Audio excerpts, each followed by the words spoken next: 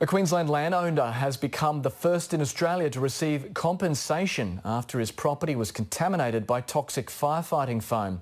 83-year-old Eric Donaldson reached a confidential settlement with the Defence Department after his Darling Downs property was contaminated by the chemical PFAS.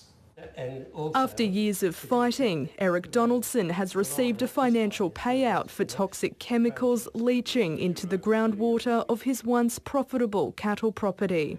There's been a lot of anxiety attached to that ever since. Eric's property backs on to the Defence Department's Oakey Army Aviation Base. He's one of hundreds of residents in the area whose land's been devalued by the PFAS contamination.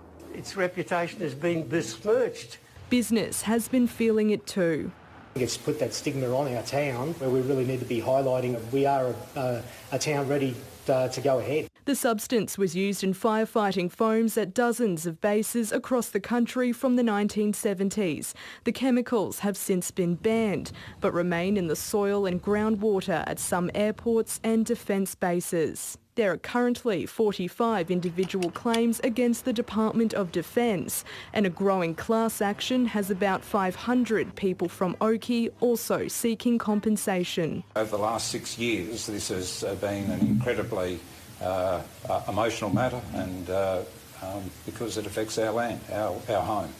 In agreeing to the confidential payout, the Department of Defence has admitted no liability. We've been campaigning on this for quite some time, asking successive Defence Ministers to take a fair and reasonable approach. Eric Donaldson's property is moving from grazing land to a wildlife reserve in the hopes of enticing a koala population back to the area. Rachel Rieger, ABC News.